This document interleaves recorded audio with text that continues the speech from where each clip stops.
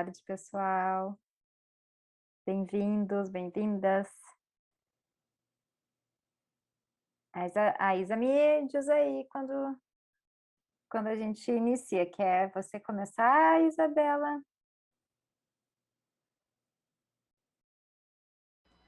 Bom, para mim já está tudo ok, a gente já está no YouTube. Eu vou ficar de olho aqui no chat para perguntas e lá no chat do YouTube também para ajudar nas perguntas. E é Perfeito. isso, acho que já pode abrir. Vou estar aqui no suporte para se precisar de qualquer coisa. Bem-vindos, então, ao nosso GT. Muito legal ter o trabalho de vocês, né? Muito obrigada por terem enviado.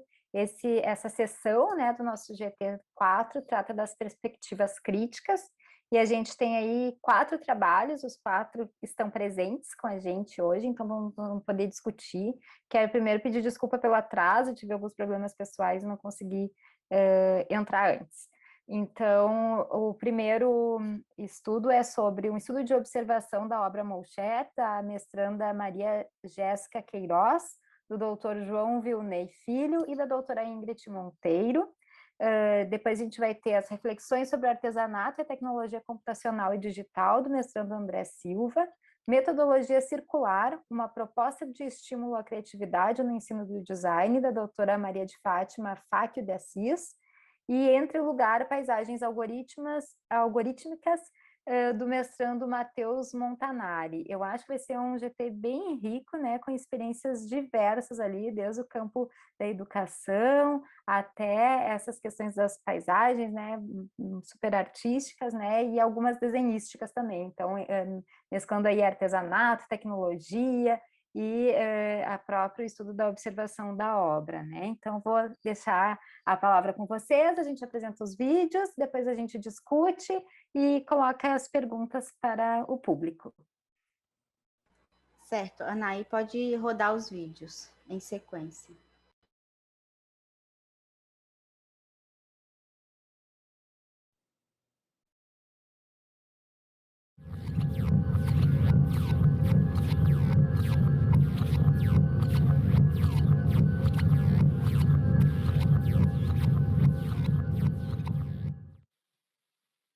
Olá, meu nome é Jéssica. Hoje eu vou apresentar um trabalho que eu desenvolvi juntamente com o professor João Vilney e a professora Ingrid Monteiro. Nesse trabalho, nós apresentamos parte do projeto ADA, que foi desenvolvido em 2019 como trabalho de conclusão de curso para minha obtenção do grau de bacharel em design digital pela Universidade Federal do Ceará. Bom, durante muito tempo, tinha-se uma concepção de que a arte era aquilo que seguia padrões da academia e que estava em um pedestal, então não era algo acessível para qualquer pessoa.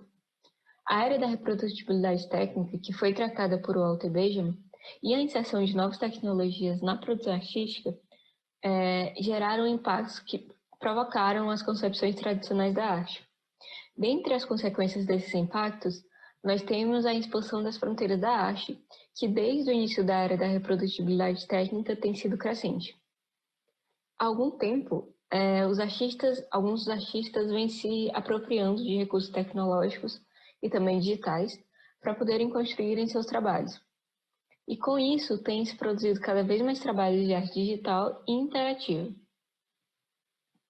Dentro desse âmbito, embora alguns desses artistas não tenham conhecimento sobre questões que envolvam fatores humanos e interação humano-computador, ou IHC, esses dois elementos eles passaram a estar cada vez mais presentes nesses trabalhos. E segundo o autor Edmonds, eles têm se tornado tão relevantes para a arte digital interativa quanto questões relativas às cores e aos movimentos de pincel são para a pintura. E aí a crescente relevância da interação humano-computador para a arte digital interativa e vice-versa tem levado ao desenvolvimento de pesquisas para trazer discussões sobre a relação entre esses dois campos. Segundo Edmonds, não é que a HC e a arte compartilhem metas, mas muito do conhecimento da HC e seus métodos podem contribuir para a criação de arte interativa, assim como o contrário também é verdade. Segundo o autor, alguns artistas dão grande importância ao que o público sente e, consequentemente, a experiência desempenha um papel importante na arte em geral. De certa forma, as questões relacionadas a como a obra se comporta e como a audiência interage com ela sempre fizeram parte do universo do artista. No entanto, no caso da arte digital interativa, elas se tornaram mais explícitas, com questões relacionadas à experiência dos participantes e também o seu grau de engajamento. Assim, ganhando relevância dentro do grupo de preocupações dos criadores de arte.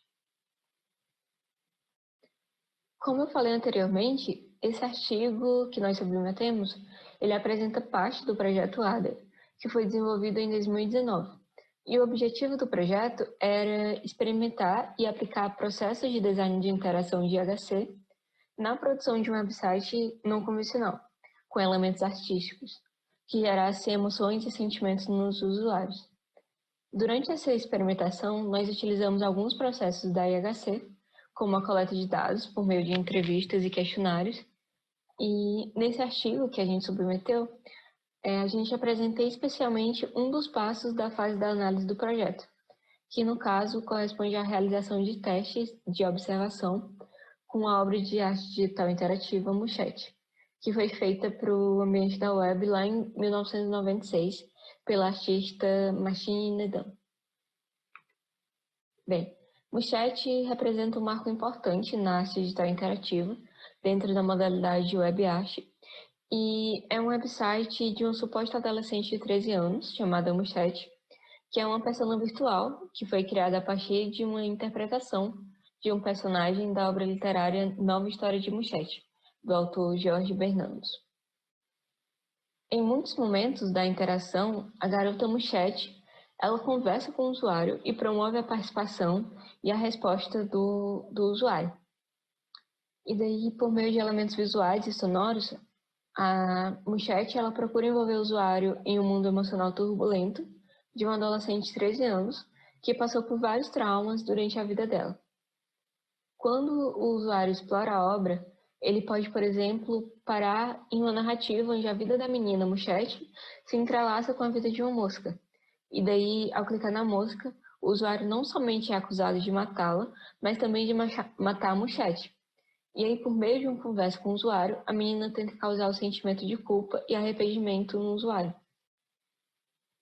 O intuito do nosso intuito de observação com o chat era entender como que acontecia a interação com o site, observar e compreender as emoções, sentimentos e percepções dos participantes durante o estudo, ao interagir com o website não convencional, que não é algo que eles utilizam todos os dias, né?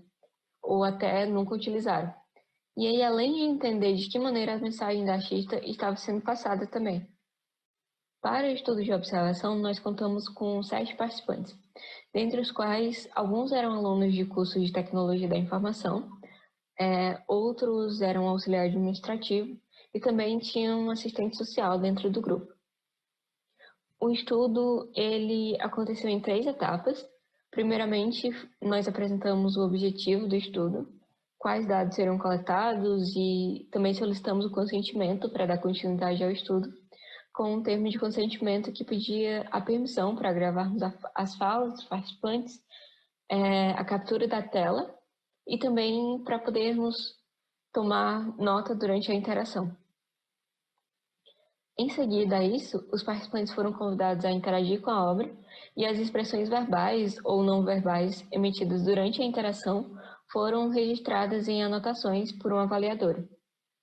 Ao final, nós realizamos uma entrevista semi-estruturada com perguntas sobre a relação dos participantes com tecnologia, experiência com arte, percepção do Muxete como uma obra de arte, opinião geral em relação à obra, também a compreensão em relação à mensagem da artista, as emoções e sentimentos que eles sentiram durante a interação e as dúvidas que surgiram. Com as anotações, vídeos e áudios que coletamos durante a sessão de observação, foi possível perceber algumas reações semelhantes entre os participantes. Durante a interação, eles frequentemente repetiam as expressões "o que é isso?", "que esquisito?", "que agonia?", "tô muito confusa", "tô muito incomodado". E outra observação que a gente fez foi que quase sempre que havia algum som, eles pareciam se concentrar mais no que estava acontecendo no site. Quanto à etapa da entrevista, um dos pontos que eu quis ressaltar nessa apresentação foi sobre quando nós perguntamos aos participantes se eles consideraram o Muxete uma obra de arte e o porquê deles considerarem ou não. Apesar de nem todos concordarem que o Muxete é uma obra de arte, a maioria levantou o ponto de que ele tem a intenção de transmitir alguma ideia, uma mensagem, e também a expressão da artista, e que ao interagir com o site, ele fez os participantes sentirem coisas, proporcionou sentimentos, mesmo que às vezes esses sentimentos fossem indesejados. Inclusive, um dos participantes disse que considerava o Muxete arte porque ele fez com que ele sentisse coisas e provavelmente ele estivesse passando a expressão de quem criou o site. Segundo ele, a artista não fez esse site sem pensar em nada. E enquanto ele estava usando, ele também não estava usando sem pensar em nada. E aí, segundo ele, era como se tivesse uma troca de sentimentos durante a interação entre a artista e ele. Mesmo que a artista não soubesse o que o participante estava sentindo, e o participante não soubesse exatamente o que ela estava sentindo, isso provocou uma troca de sentimentos. De uma forma geral, o estudo de observação como chat nos fez entender que elementos sonoros são cruciais para proporcionar uma interação mais imersiva. Que elementos escondidos, quando eles são encontrados, eles provocam a curiosidade dos usuários, pois o fato de nem todos os elementos estarem visíveis inicialmente desperta, de certa forma, no usuário um lado explorador, que é bastante favorável ao sucesso da experiência, né? E outra contribuição do estudo com o chat foi perceber que a forma que o cursor do mouse se modifica ao passar pelos elementos do site também é muito importante para a experiência, porque isso possibilita gerar reações diferentes nos usuários durante a interação. Quanto às considerações finais do nosso estudo, nós temos que o estudo de observação como chat, ele contribuiu para o nosso entendimento de como funciona a interação com o sistema não convencional, ou seja, um sistema que não tem objetivos e tarefas pré-estabelecidas. Além disso, ele nos possibilitou conhecer mais sobre as possibilidades de como os sentimentos e emoções poderiam ser explorados em uma obra digital interativa, além de ele ter auxiliado na nossa compreensão do funcionamento da interação em obras de arte na web. E esse trabalho ele pode ser considerado um exemplo do que o autor Edmonds defende nos seus trabalhos, que os artistas eles podem tirar o proveito do conhecimento de IHC, assim como também os profissionais de IHC podem aprender com as práticas artísticas. O que a gente conseguiu perceber foi que o potencial de misturar IHC e arte é gigantesco e que ele pode alcançar caminhos muito interessantes que a gente nem consegue imaginar. É isso, muito obrigada.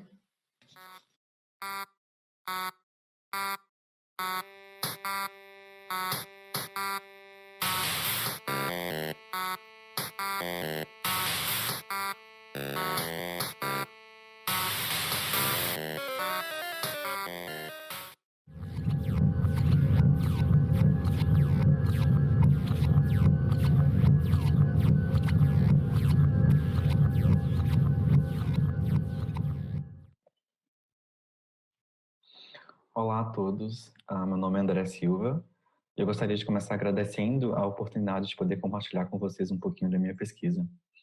O material que eu tenho para apresentar hoje tem o título de Reflexões sobre o artesanato e a tecnologia computacional e digital.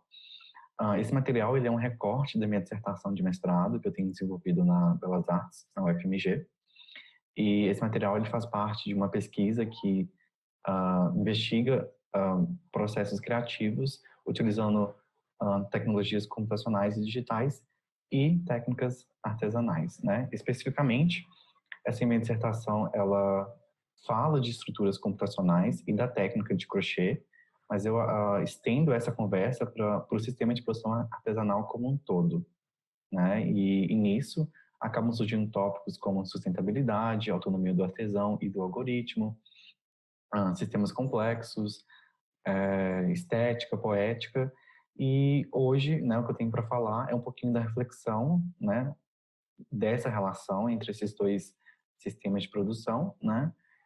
E para fazer isso, eu utilizo 3 autores que foram essenciais para argumentar toda a minha dissertação e também estruturá-la. Esses 3 autores são o Agamben, o Stigler e o Simondon. Então, do Agamben, eu acabo lidando um pouquinho com o conceito de dispositivo. Do Stigler, eu lido com a questão da industrialização da memória. E o do Simondon, eu acabo lidando com o conceito de individuação. Então, eu pego um pouquinho de cada um desses autores e direciono, né, toda essa discussão para a produção artesanal. E eu faço essa discussão, né, a partir da premissa do tempo, né? Como que cada objeto ele lida com o tempo de uma forma diferente, né? A gente tem um objeto industrial que vem de processos que se apropriam de tecnologias mais avançadas e que tem um tempo de produção muito acelerado, né? Em contraposto, a gente tem um objeto artesanal que se apropria de tecnologias mais rudimentares e que tem uma produção mais lenta, mas que no final eu acabo considerando todos como dispositivo, né, como objeto técnico, que é uma coisa que acaba faltando nesses autores, né, porque ou eles estão falando da máquina fotográfica, ou da televisão, ou da máquina industrial, né, mas eles eles não estão falando desse objeto pré-indústria, né, que no caso é o artesanato. Mas eu considero o artesanato como um dispositivo. Então, para começar, né, com o Agamben, que ele destaca a partir de Foucault que todo dispositivo é qualquer coisa que de algum modo consiga capturar, orientar e assegurar gestos, condutas e opiniões dos seres viventes, né? Então, ele apresenta essa relação através de 2 grandes classes, os seres viventes e os dispositivos, mas ele também aponta um terceiro elemento que parte da relação dessas 2 classes, que são os sujeitos, né? Então, aqui eu coloquei a imagem dessa artesã. Ela pode ser considerada como o ser vivente, né? A gente tem as ferramentas de trabalho dela, que no caso seria o dispositivo, e o produto que essa relação dela com o dispositivo gera, né? Que é a renda de bios, que é o sujeito. E entender que o artesanato ele é um objeto técnico favorece a discussão da relação do homem com o artesanato, mas também do artesanato com outros objetos técnicos, né? Que pode vir a acontecer com a tecnologia computacional, né, que é objeto de estudo da minha pesquisa. Só que entendo, né, que essa aproximação ela pode causar um estranhamento inicial, né, porém existem conceitos que podem vir a colaborar na percepção de que essa estrutura, né, ela é muito pertinente para o sistema de produção artesanal. E um desses conceitos é o conceito de individuação, que eu vou falar daqui a pouco. Mas aqui eu gostaria de mostrar, né, uma imagem do estudo de caso da minha pesquisa, onde a gente tem esse algoritmo com um comportamento randômico, né, que posiciona pontos simples do crochê nesse grid circular, e à direita a gente tem a materialização dessa peça. Direita para mim. Então, o que seria o processo de individuação? Né? Para quem não sabe, essa ideia de individuação ela pode ser entendida como um processo de constante transformação. Então, o objeto técnico, né, ele se torna concreto a partir do momento em que o homem não precisa interferir no seu funcionamento, né? Então, essa artificialidade essencial de um objeto se reside no fato de que o homem precisa interferir para ele funcionar, né? Então, o artesanato, dentro dessa discussão, seria um objeto artificial. Mas Simondon aponta que o artesanato, né, ele corresponderia ao estado primitivo dos objetos técnicos, porque na perspectiva dele, ele não passou pelo processo de individuação, né? Ele depende da interferência do homem para sua existência, né? Então, eu, né, percebo que o artesanato, por ele não ter passado pelo processo de individuação, ele está consolidado a uma relação de dominância do homem sobre a técnica. Só que, né, para além dessa questão do processo de individuar, né, através de estruturas computacionais ou qualquer outra estrutura pertinente, o grande desafio de entender essa relação, né, quando a gente fala de estruturas computacionais, é entender que existem duas temporalidades distintas, né, que cada processo representa, que cada processo lida, e que existe um desafio muito grande de conseguir mesclar, né, essas duas estruturas, por conta do modo com que elas lidam com o tempo. Então, para ilustrar esse raciocínio, tem essa imagem logo abaixo, né, onde o padrão gráfico gerado pelo algoritmo gastou apenas 2 segundos para ser formado. Em contraponto, a gente tem a peça materializada que leva em média de 30 minutos. Né? Então, como é que isso funciona? Né? Então, para entender um pouquinho mais desse meu questionamento, né, eu fui atrás do Stigler, né? Então, no livro Techniques in Time, The Fall of Prometheus, ele argumenta muito sobre essa sensação de aceleração e deslocamento temporal estarem ligadas à ideia de abstração. Né? Então, se não existe tempo para abstrair, não tem como olhar para o objeto. Né? Isso porque no contexto industrial e capitalista, a informação ela possui valor que é medido pela velocidade de circulação. Então, quanto mais ela circula, mais valor ela possui. Né? Só que com isso, o tempo de abstração aumenta, diminui e o fluxo de informação aumenta. Né? Nesse contexto, os objetos técnicos eles ganham a culpa por essa aceleração temporal porque eles são constantemente utilizados numa lógica industrial e capitalista, né? Acabando criando uma determinação do tempo.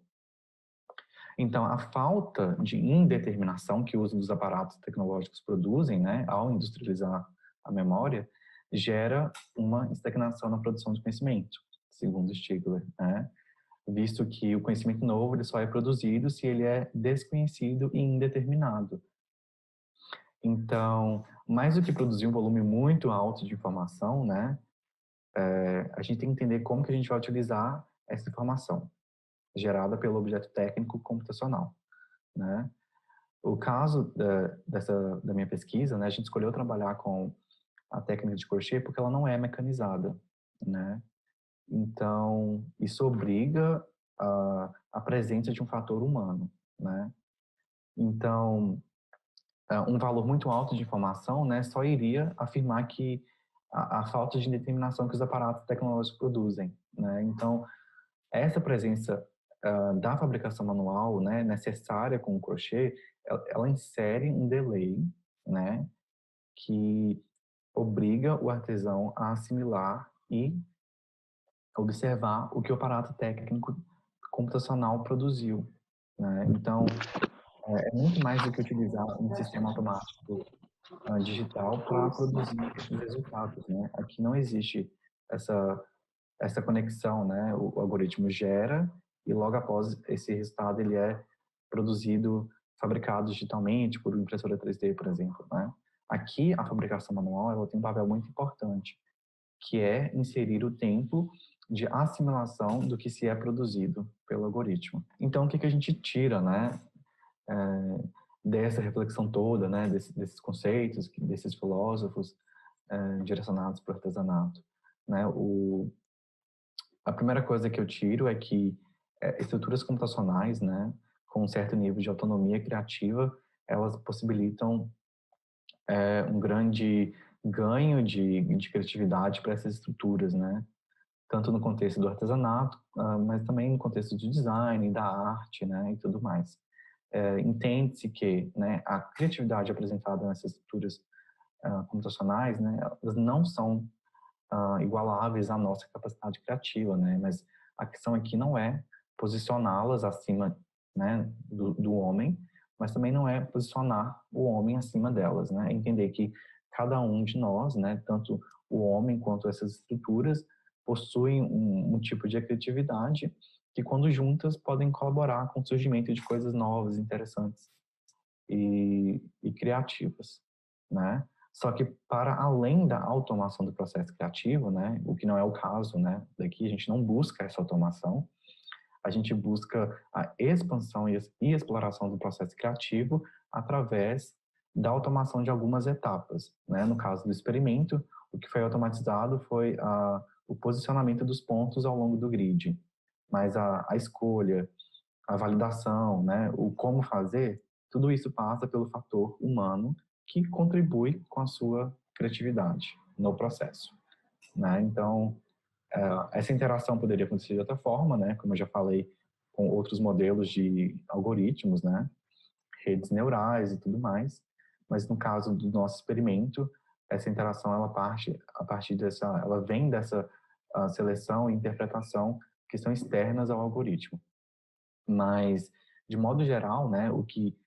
O interessante é perceber que um caminho muito legal seria entender que algoritmos que não geram, né, resultados determinísticos, né, mas que possibilitam a expansão criativa através da colaboração entre fatores computacionais e humanos, é um caminho muito interessante, né, para a gente conseguir manter o diálogo e entender o potencial que cada estrutura tem para colaborar tanto para o artesanato quanto para outras estruturas criativas. Eu encerro minha fala por aqui. Agradeço mais uma vez pela atenção de todos.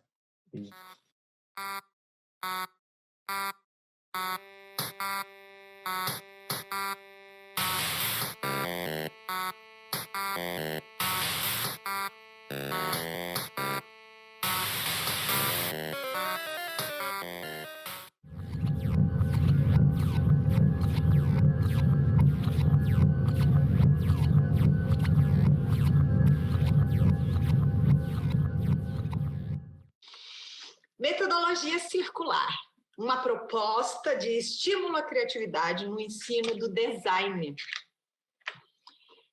O projeto de pesquisa para o doutorado meu trata da criação de uma metodologia, embasada com a fundamentação teórica, com a fundamentação prática, com os alunos anjos, e aplicação comprovada pelos participantes, né? A origem do tema se deu com a coleção das bicicletas em 2015, mas o problema da pesquisa de como promover a criatividade no ensino da ilustração 2 aos alunos do curso superior de design, do UFPR, através do fazer, através do produzir. Produzir com vários estilos, com várias formas, com várias cores, um mesmo produto. Neste caso, surgiu, então, duas funções. Isso é criatividade. A justificativa, então, percebeu-se que os alunos da disciplina de ilustração eram direcionados à reprodução, seguindo modelos tradicionais. Mas e aí, como estimular e promover, né, a criatividade? Cria atividade de algo, através de algo, através de uma expressão, através de uma forma. Barreto diz que criatividade é a capacidade de solucionar os problemas e produzir atos ricos, belos e valiosos, né? Então, criou-se, né? Fez-se o painel dos anjos alunos com 666 anjos alunos, sendo que os primeiros 150 foram a inspiração, né? E depois, embasado em diversos estilos, se abstraiu a forma até abstração total, e depois, então, no renascimento da forma, surge aqui a combinação, que é nada mais do que a metodologia. O objetivo da pesquisa era elaborar uma metodologia para estimular a criatividade. Observou-se, então, que a arte moderna está aberta ao desenvolvimento da criatividade. Ana May Barbosa, com a metodologia triangular, ela, com o ver, o fazer e a contextualização histórica, foi base para o nosso projeto, né? Depois a gente utilizou os esquemas cromáticos com um tema. E aí a pintura, as técnicas de pintura, a correspondência com a forma e as imagens, né? Então, o processo da criação da metodologia se deu a partir dos movimentos artísticos, né? Expressivos, formais e conceituais, misturados da arte abstrata, né? Então, as 3 formas geométricas básicas, 3 cores primárias e as três principais técnicas de pintura. A mudança das representações, do tema do sentido vertical que vinha se fazendo no painel para o circular foi o eureka para definir a metodologia. Neste momento, se criou com as formas básicas, com a repetição de uma cor só. Né? A criação na segunda fase, então, se destaca Picasso, né, que fez do acadêmico ao abstrato, 11 etapas do touro, e nós, então, passamos por essa fase do acadêmico, do realismo, mas escolhemos e definimos, então, do fauvismo ao abstracionismo, a arte moderna. Então, aqui temos a relação entre a teoria das formas, que foram destacadas aqui nos discos dos sentidos, definidos as cores e os estilos. Os estilos foi feito, então, um recorte no modernismo, né? E com a escolha de 12 pintores mais representativos, que se deu por afinidade, né? E a sequência deles foi por proximidade da técnica ou do estilo, tá? E na quarta fase, então, a fase da combinatividade. Mas, em síntese, primeiro é pego, então, um objeto real ou uma imagem e se desenha nos 12 estilos, a carvão ou grafite. Depois se desenha, se pinta com as 12 técnicas. E aí se faz a combinatividade nessa fase, né? Nessa fase, nesse exemplo, o resultado da combinação do concretismo e do surrealismo em primeiro plano. O resultado da combinação de 12 estilos, com 12 estilos, com 12 representações da rosa, né? Se deu aqui, então pode-se ver o Mondrian, Picasso, surrealismo, Miró e concretismo, Kandinsky, cada um deles aí. A aplicação da metodologia com os participantes da UTF-PR, na primeira etapa é definido, então, o produto ou o tema. No caso aqui, os instrumentos musicais, cada um escolheu um e depois, no segundo etapa, eles ilustram livremente. Aqui, isso é o turbilhão de imaginação.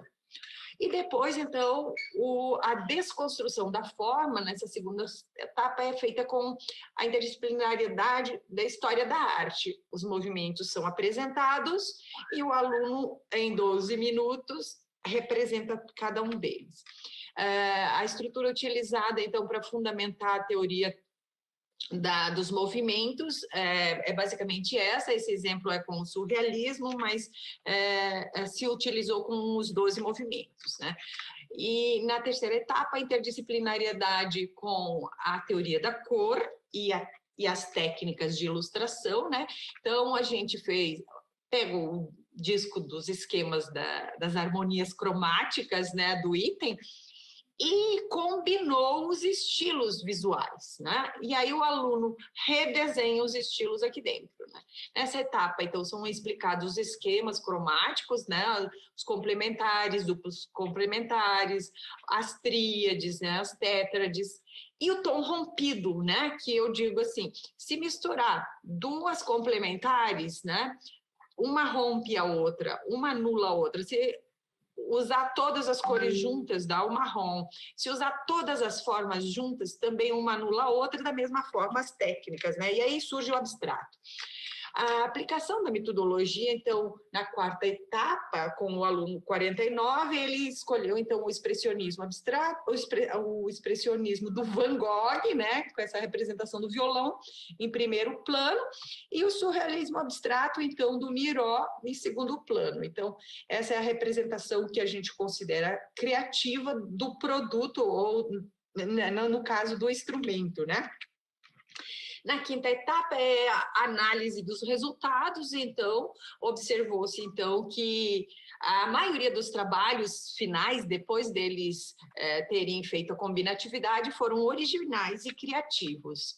E o gráfico, né, mostra que a maioria dos participantes demonstrou maior nível de criatividade após a aplicação da metodologia, enquanto que na primeira parte eles fizeram mais com reprodução. Aqui temos o estado atual da investigação. Então, Murilo Gum, ele trabalha com os movimentos artísticos combinados, então, com design gráfico, em forma de T, ele utiliza.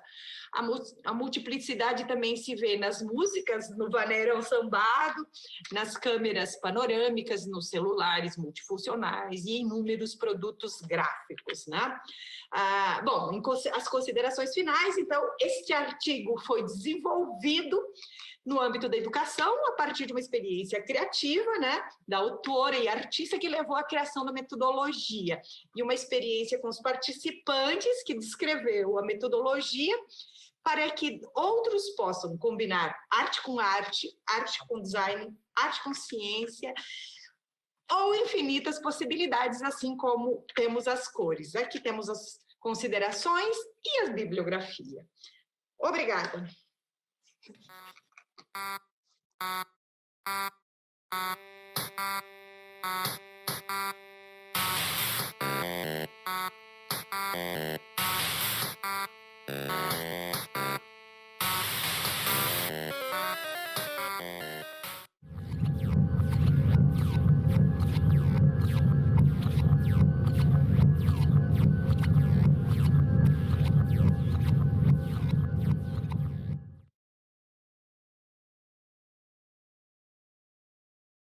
A paisagem é um assunto bastante conhecido nas artes visuais, principalmente na história da pintura. Mas muito mais do que um pano de fundo onde se dá a ação, a própria paisagem é algo na ordem da ação, contemplando dimensões espaço-temporais que encapsulam uma série de elementos físicos, culturais, tecnológicos e estéticos. Com uma lógica algorítmica emergente, temos que levar em consideração esses elementos como agentes e formadores da paisagem. O antropólogo Tim Ingold desenvolve o conceito da paisagem por meio da temporalidade. O autor escreve: perceber a paisagem é, portanto, realizar um ato de recordação. Lembrar não é tanto uma questão de evocar uma imagem interna, armazenada na mente, mas de se engajar perceptivamente em um ambiente que está prenhe do passado. Sendo assim, talvez seja mais fácil começar pelo que a paisagem não é. Ingold escreve: não é terra, não é natureza, não é espaço. Isso porque enquanto o terreno ou o espaço é quantitativo, homogêneo e mensurável, a paisagem é qualitativa e heterogênea. No entanto, é importante notar que Ingold não acredita em uma visão dicotômica de matéria e da mente, ou dos mundos interno e externo. É por isso que a paisagem também não é a natureza. Afinal, natureza muitas vezes está associada a algo que está lá fora, o que contribui para discursos dicotômicos da sociedade e natureza. Sendo assim, em suma, a paisagem é o mundo tal como é conhecido por aqueles que o habitam, que habitam os seus lugares e percorrem os caminhos que os ligam.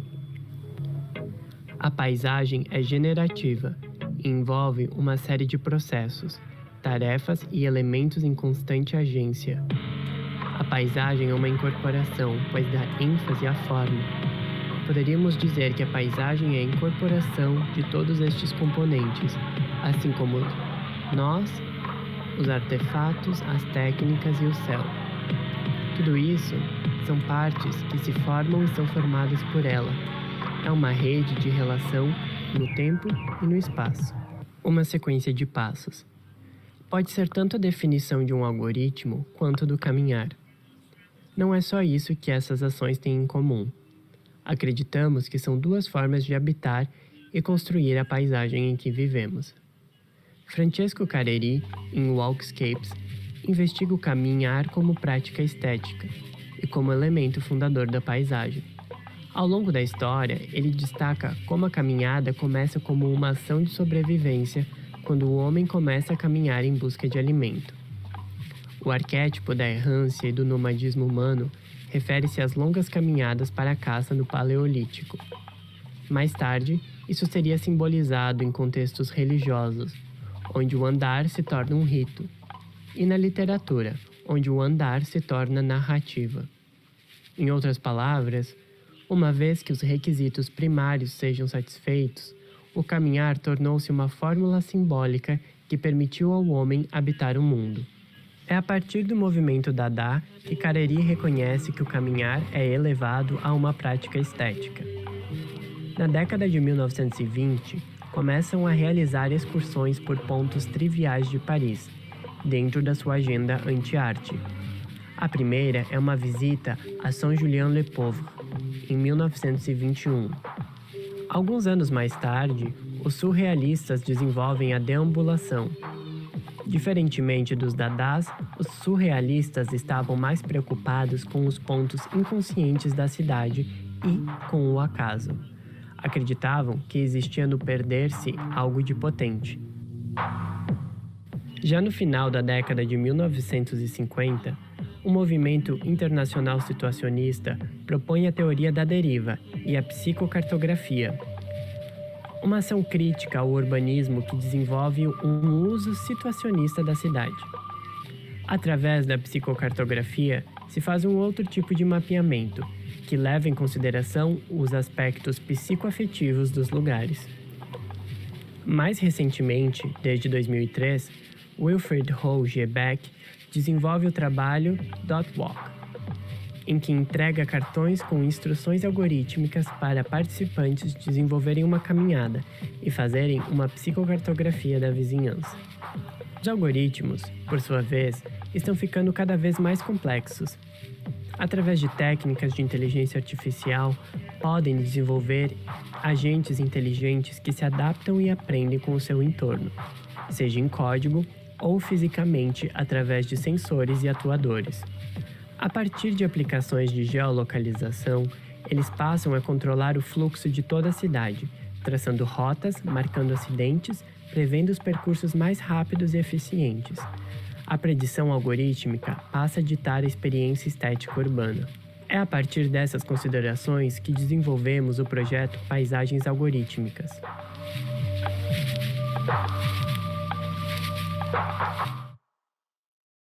A arte sempre acompanha as tecnologias e linguagens da sua época. Hoje, vemos a ascensão das tecnologias digitais, sobretudo da inteligência artificial, invadir os mais diversos campos. Esses tipos de sistemas têm modos específicos de operar, principalmente sobre a previsão com base em dados. O projeto Paisagens Algorítmicas investiga as dimensões da paisagem da cidade, levando em consideração a camada algorítmica que a constitui. O projeto se desdobra em 3 etapas. A primeira é uma performance que culmina em uma caminhada algorítmica em 2 cidades diferentes: Paris, França, e Caxias do Sul, Brasil. Essa ação produz mais de 10.000 imagens que são usadas como um conjunto de dados para o trabalho. Durante a performance, faço uma deriva algorítmica guiada por um sistema de sugestão de músicas. Começo a caminhar pelas ruas escutando as músicas que a plataforma me sugere. Se o algoritmo acerta e me sugere uma música a qual eu gostei, viro a próxima rua à direita. Se o algoritmo erra e me sugere uma música que eu não gostei, viro a próxima rua à esquerda. Dessa forma, vou fazendo um percurso e um mapeamento não usual da cidade. Enquanto caminho, registro tudo em fotos e no traçado geolocalizado dos aplicativos de GPS. A segunda parte consiste na análise dessas imagens por um software de aprendizado de máquina criado especialmente para este trabalho. O software faz uma pesquisa de imagem reversa no conjunto de dados e encontra os locais mais semelhantes nas 2 cidades diferentes. Com essas seleções, criamos uma coleção de imagens que aproxima 2 lugares geograficamente distantes, a partir de uma leitura algorítmica. Em seguida, as imagens são impressas com uma técnica própria em lâminas de acrílico. Quando as diferentes lâminas se encontram, elas fazem emergir a imagem do que existe entre elas, revelando a paisagem algorítmica. Com esse material, criamos uma peça de projeção mapeada projetada em um prédio numa terceira cidade, Belém. A projeção cria uma intervenção na vista da cidade, onde constrói uma nova camada da paisagem por essa combinação de imagens projetadas com a imagem da própria cidade. Além disso, também desenvolvemos uma instalação interativa, em que o caminhar volta a ter papel central dentro do trabalho. A instalação é composta de uma série de móveis feitos a partir de lâminas de acrílico, onde ocorre uma projeção controlada, em parte por um sistema de sensores de movimento no espaço, que altera constantemente a paisagem da instalação.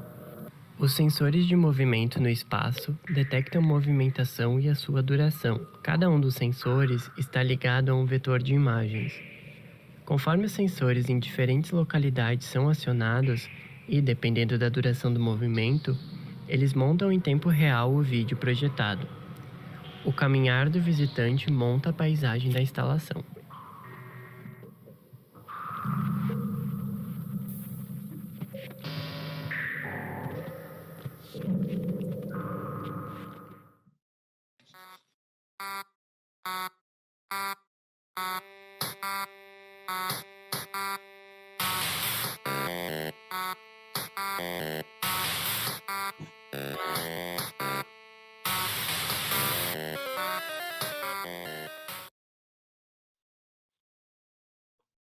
Gente, parabéns. Esse foi o último, né, Isabelle?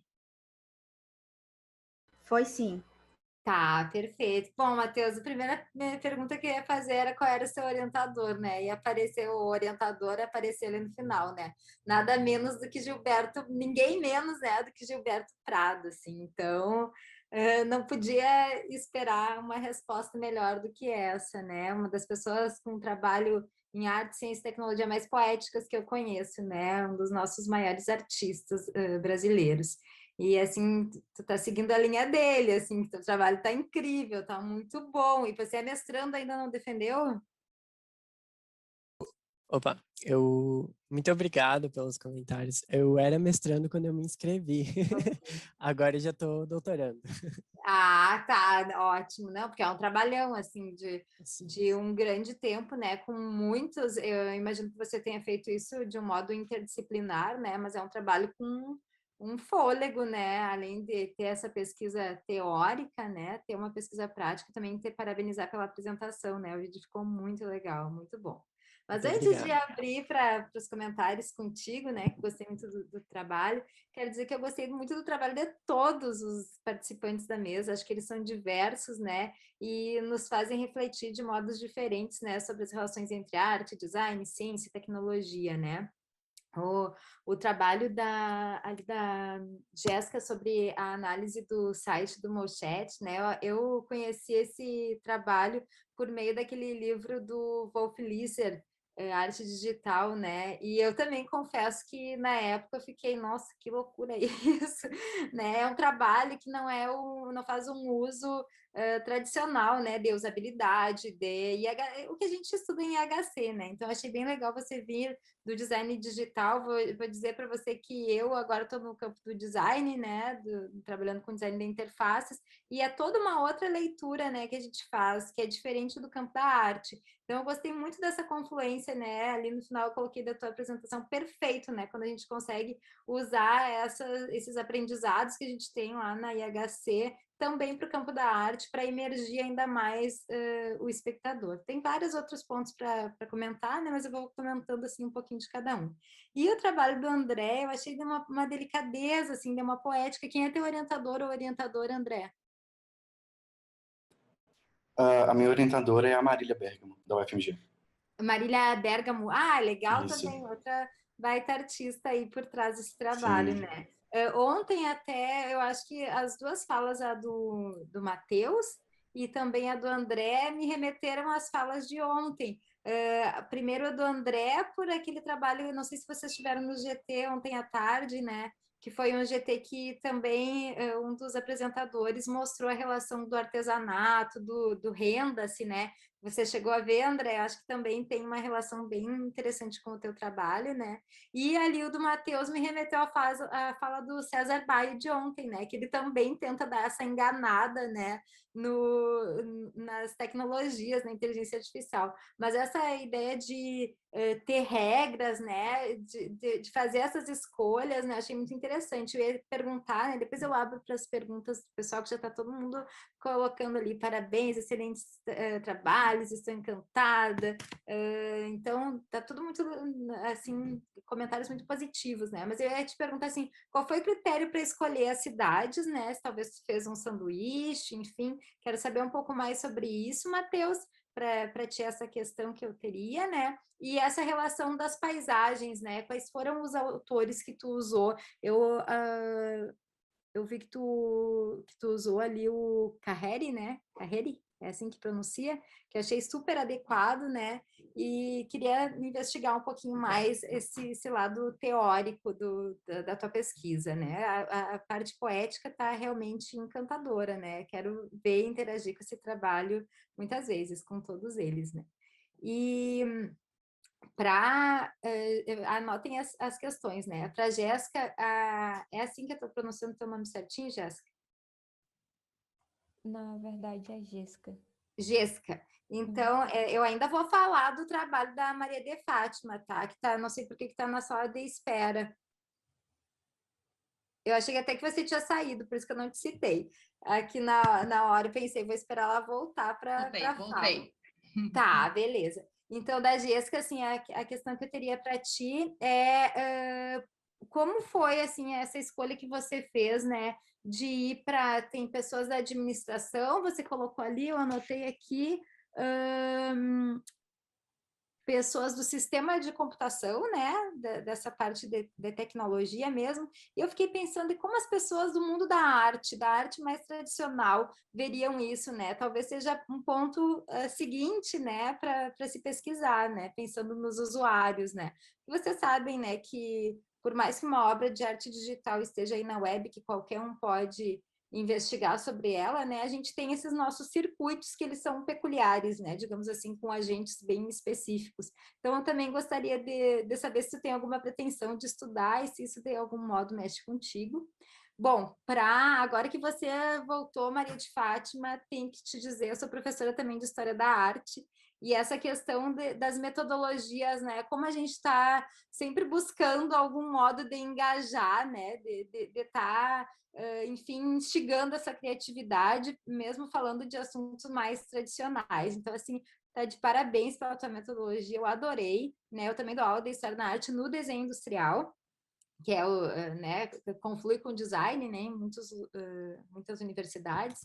Então, eu sou os extremos, assim, a História da Arte 1 e 2, e design de interfaces. Então, tem esse casamento aí em alguns momentos. Mas, assim, gostaria de saber como é que eu faço para saber mais essa metodologia, né, para indicar para os colegas também, que são da ilustração, que eu acho que também seria legal, né? E, enfim, se tu tem algum site para divulgar, ou a tua própria pesquisa, né? Vi que você já concluiu o doutorado, pelo que eu olhei ali no... Concluiu, né? Que na apresentação parecia que estava em andamento, assim. Mas eu quero te parabenizar mesmo, muito legal. E para o André, queria saber um pouco mais dessa construção, assim, você trouxe autores bem fortes, né? O Agamben, o Stingler e o Simondon. Daí eu adoro Simondon, uso ele muito também. O Agamben, eu tive uma coisa ruim com ele, vou contar para vocês ultimamente, não sei se vocês andaram lendo os escritos agora contemporâneos do Agamben, né?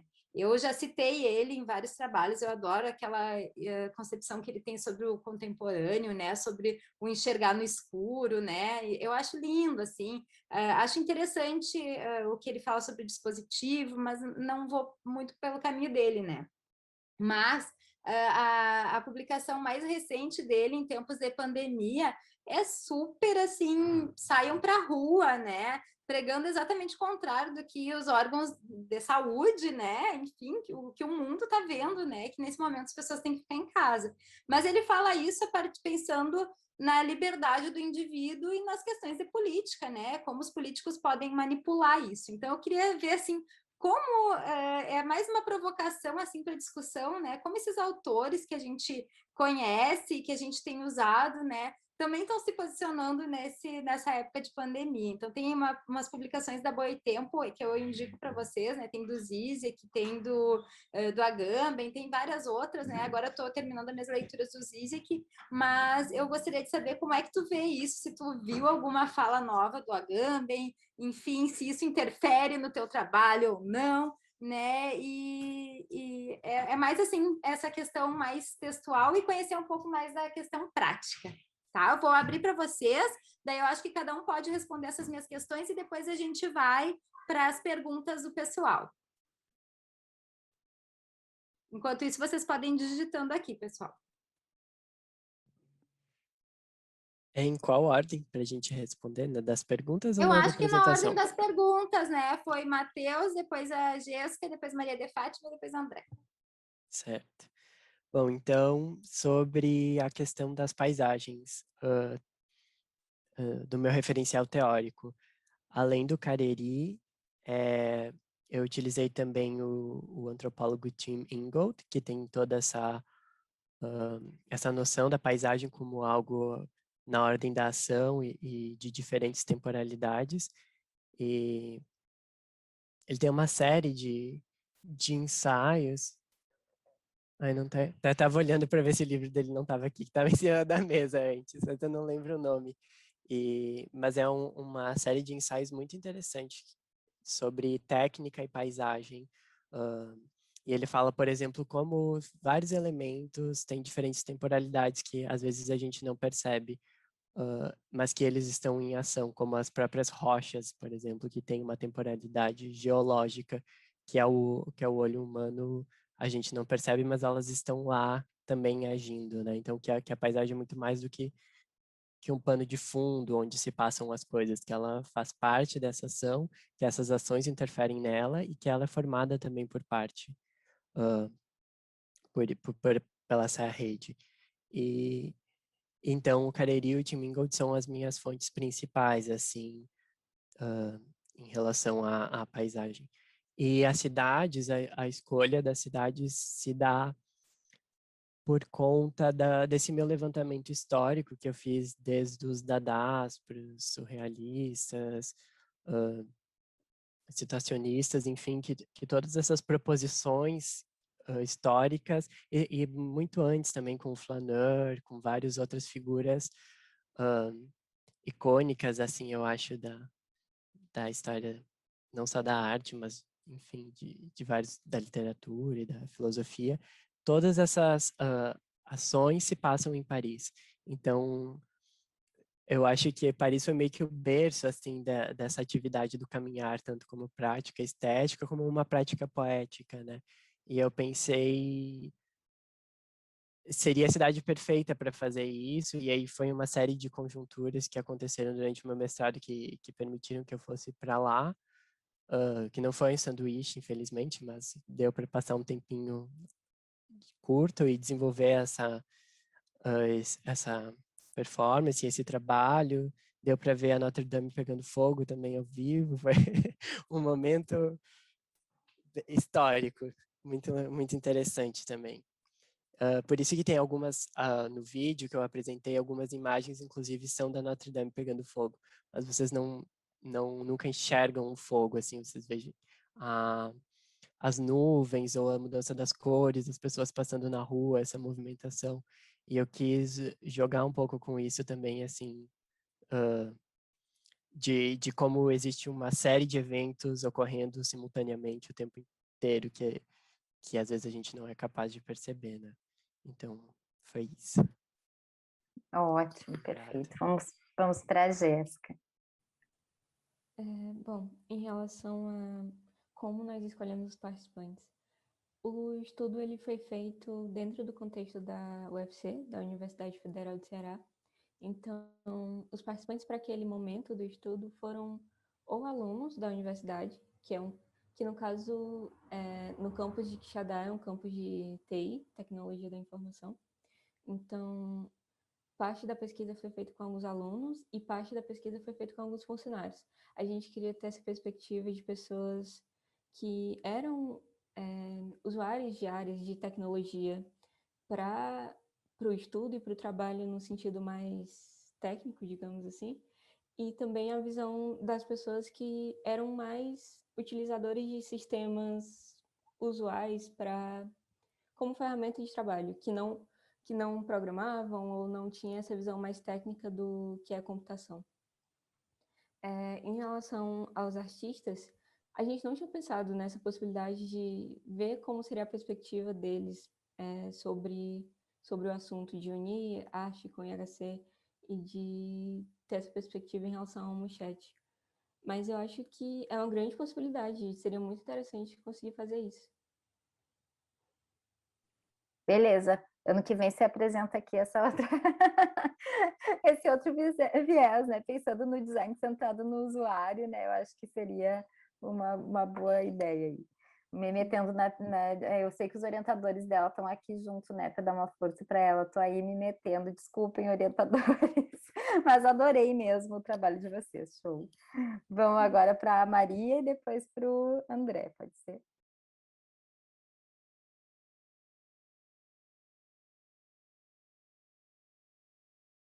Tá sem microfone, Maria. Pode ligar, por gentileza? Acho que não está habilitado. Desculpa.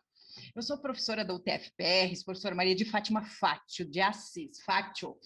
E aí, como artista plástica, artista visual, eu me considero artista do Brasil, porque assim, eu fiz várias mudanças. Eu saí do Rio Grande do Sul e fui para o norte do Brasil, e assim eu atravessei de norte a sul fazendo umas cruzes pelo centro. Mas eu gostaria de contextualizar com uma musiquinha para você, Débora, e o público.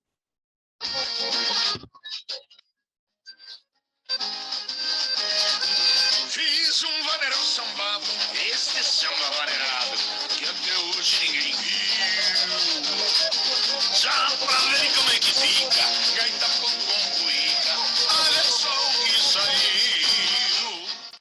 Então, é isso, um vaneirão sambado, isso é gaúcho da fronteira, gente. Mas ele foi para o Rio de Janeiro e fez o samba misturando gaita ponto do Rio Grande do Sul com a cuíca. Mas e tem mais, isso não é só com o gaúcho da fronteira, é com o Ivete Sangalo, com axé, é música sertaneja misturada com música clássica, e eu comecei a me antenar. Peraí, tem alguma coisa a ver. Essa mistura de música, a música parece que anda na frente do que as artes plásticas.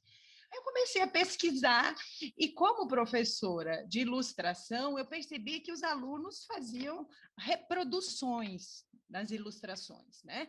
Em cima do curso de design gráfico e design de móveis. E aí eu pensava assim, não podem continuar com a mesma cadeira. Então, eles precisam ver o quê? Tem uma contextualização histórica, para daí ver os vários tipos de cadeira e aí evoluir. Né? E nas artes gráficas, a mesma coisa, eles precisam evoluir. E como fazer? Então, vamos misturar, vamos ver como fazer e vamos criar uma metodologia.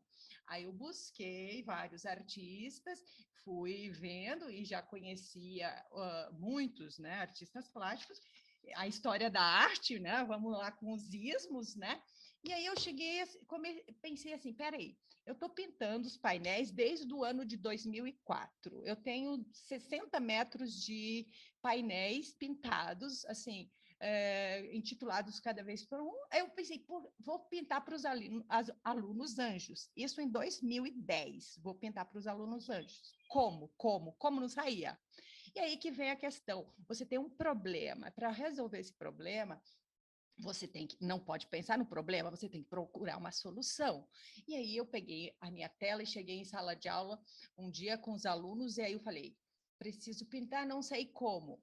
Em 2015, daí 5 anos depois. E aí o João foi o aluno inspirador. Ele era muito expressivo, ele estava na frente já, enquanto os outros estavam fazendo realismo acadêmico, ele estava fazendo a coisa emoção. Aí eu pensei, puxa, é isso, vou começar a reproduzir os alunos. Então, está aqui o painel. tá aqui o João, cadê o João? O João tá bem aqui em cima. E aí eu explorei vários estilos.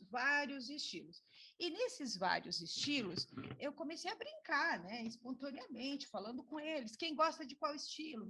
Vou pintar você a partir da fotografia no estilo surreal. E assim foi. Até que, de repente, eu saí para o doutorado e não tinha mais alunos. E aí eu comecei a fazer o quê? Inventar. E aí entrou aqui o surrealismo até está meio... Entrou todos os conceituais, os expressivos, e aqui é interessante que no surrealismo entrou o aluno de máscara sem falar, o aluno sem dente, o aluno sem audição, o aluno sem visão, e aí eu comecei a partir para os sentidos, e fui tirando eles no grito, fui tirando eles, né, no Van Gogh, chegando nos formais. E nos formais, né, aqui estão só os sentidos dos alunos. Olha o Van Gogh aqui, a audição, né? Opa, está invertido. Aqui é o Picasso, o triângulo, mas o Picasso sai daqui de frente, ó. E quando chega aqui, entra para o concretismo. Então, aqui são salas de aulas com os sentidos motores. E aí vem aquela questão da cor, né? Duas cores complementares, uma ao lado da outra, se intensificam. Então, assim, o aluno cresce do lado do outro colega, mas quando as duas ideias se chocam, sendo opostas, aí neutraliza, aí que vem o nada, né? Eu digo assim, aí daí não vem nada, não tem mais forma, não tem mais cor, não tem mais estilo, fica só abstracionismo do Pollock. A partir daí, eu pensei assim, peraí, eu preciso renascer esse aluno. Aí começou a vir aqui o hétero, os 4 elementos, aí com o Miró nasceu e tal. E aí, aqui assim, eu estava muito indecisa, sem saber o que fazer, que daí surgiu a tal da combinatividade, que daí eu pensei, peraí, eu não posso usar o vertical, eu tenho que usar o circular para poder combinar. Aí eu achei a ordem, mudei a ordem da representação, porque daí o expressionismo do Van Gogh começou por primeiro, e aí eu comecei tipo assim, ó, olha as galinhas, pensando na terra, o realismo. Aí vem para o fovismo é cor. Aí vem para as verdades do Picasso. Aí vem para a ação do futurismo. E aí vem para o deboche do Dada, né? do dadaísmo. Aí entra nos conceituais todos, né? Aqui o Van Gogh, cara, não, o Dali, que viagem, sabe? Aquela coisa assim de buscar nascer de novo outro ovo da galinha do ser. E aí o Miró, né? Miró com o ovo, isso tudo com o ovo. Aqui Kandinsky com as formas técnicas, né? Geométricas. E, por fim, a gente chega nos formais na síntese, né? Total, né? O ovo, do ovo, né? E aí, só a gema. Esse ficou ruim, hein? Enquadrei, mas ficou ruim, porque Mondrian não está muito certo. E aqui o concretismo, ó, o concretismo. E desses montes de ovos aqui, eu fiz uma instalação para os alunos, eu comecei a quebrar os ovos. Então, estavam todos lá, eu quebrei, eles estavam todos formatados, e aí o que tem? A repetição dos ovos quebrados dá no monte de ovos quebrados do Pollock. E aqui ele entra, então, para o impressionismo, né? Se for analisar um monte de coisa. Então, assim, a ideia é, você tem um produto, faça essa viagem, né? Faça essa viagem circular, né? E depois combine. Só que, assim, depois dessa combinatividade, eu acho que eu não estou com um dos ovos aqui. Eu digo para eles, cadê a combinatividade? Não sei onde está a combinatividade. Bom, a partir dos ovos, né, eu tenho todos eles num só, são 12. Mas para o aluno, eu peço para eles combinarem só 2 estilos, 2, no máximo 3, para não confundir muito o espectador e eles também, né? Porque não é muito fácil. Quando eu fiz, olha só, eu comecei com o disco das cores, né? E joguei tudo assim. No painel, era isso aqui, ó.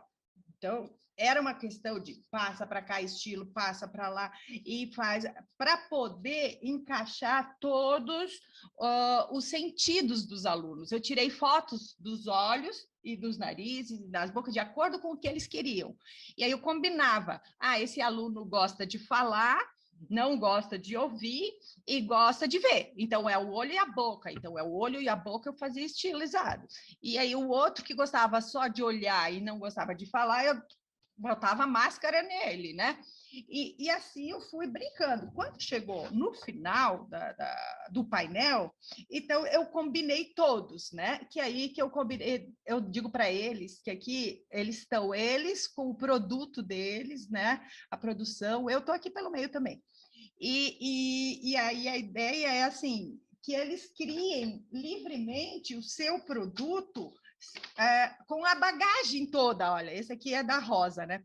Com a bagagem, daí não há necessidade deles combinarem estilos. Aqui eu digo que é o Supremo com o Pollock, né?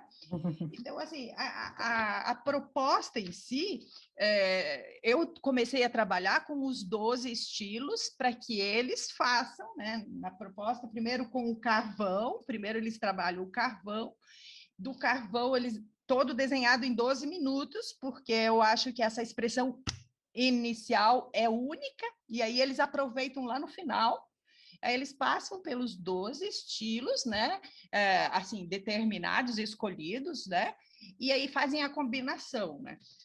Deixa eu ver, eu só sei dizer que a Bahia, Nogueira, ela diz que a escola acaba com a criatividade quando ela insiste em não estimular a curiosidade. Então, quando o aluno se depara com um disco, né, e que ele vai fazer o jogo das combinações, ele estimula a curiosidade dele e ele cria, ele inova, né? E aí, assim, os grandes mestres vão estar com o conhecimento enraizado, né? Eu não quero dizer que essa... Gente, Já vou cortar. desculpa, eu só queria passar a palavra um pouquinho para o André, porque a Paula Pericinoto já está na sala, Tá, e às 5h30 a palestra dela, tá bom? Então, eu vou fechar assim, ó, que meu trabalho não é ineditismo, mas, olha, através do Shawn Mendes, ó, vocês podem ver que é isso que está rolando por aí, para os garotos. Obrigada. Obrigada, aí só vou dar um ok para o Pablo. Então, eu vou deixar o André concluir. Infelizmente, a gente não vai poder fazer muita discussão. Eu tinha falado para o Henri, né? Eu não sei se é Henri ou Henri, mas enfim, não vai dar tempo de mais discussões, né? Mas a gente pode passar isso para outra sessão depois, amanhã, né? André, então vou deixar você responder aí. Então, Débora, em relação à questão dos filósofos, né, em específico ao conceito de dispositivo, ele é um conceito bem isolado, né? Esse filósofo, eu não, de fato, estudo ele muito profundamente, sabe? Então, eu não conseguiria te dar uma resposta concreta, porque, para mim, na minha pesquisa, o que importa é essa ideia de entender o artesanato como um dispositivo. Perfeito. Mas, em relação ao projeto, né, eu parto da ideia de que a tecnologia ela não é uma ferramenta, ela é uma estrutura de coautoria, né? Então, o resultado que o algoritmo gera, ele é considerado nessa estrutura de trabalho envolvendo o artesão, o computador e o artista. E é interessante perceber que o que difere muito da minha prática com outras práticas que envolvem esse tipo de algoritmo é que, no lugar do homem dar o input para o algoritmo e o algoritmo gerar diversas possibilidades, o que acontece é que esse algoritmo gera um output que é um input para o artesão, porque o artesão lê, interpreta esse gráfico e materializa do modo que ele acha melhor, do que ele entende como viável, de acordo com o seu interesse estético, poético, habilidades, experiências, né? Esse resultado ele não é concreto, ele não é pronto para fabricação. Então, existe uma participação que acontece de um modo diferenciado quando comparado com outros exemplos, né? Mas eu acho que é isso. Adorei sua fala, né? Acho que o trabalho é fantástico e, assim, pelas leituras do Simondon, acho que você consegue fazer essa relação, né, entre espécies, digamos assim, entre humanos e tecnologia. Só vou sugerir que você comece a cuidar na substituição da palavra homem por ser humano. Isso, eu sempre sugiro em todas as bancas que participo, né, que ainda a gente tem o homem, né? Vamos Sim. abrir a mente para a humanidade. Mas, gente, eu vou, infelizmente, ter que encerrar esse GT, né? Porque a Paula tá aí, a gente tá louco para ouvir o que ela tem para falar. Quero agradecer demais, sei que tem muito pano para manga. Depois, ó, Maria Paz, compartilha aí sua pesquisa e fiquei feliz de passar essa tarde aí com vocês. Obrigada, gente. Obrigada a você também. Obrigada, gente. Tchauzinho. Tchau, tchau. Foi ótimo. Foi ótimo, sim. Parabéns. Mande abraço para Gilberto, Matheus. Mandarei. Generosíssimo.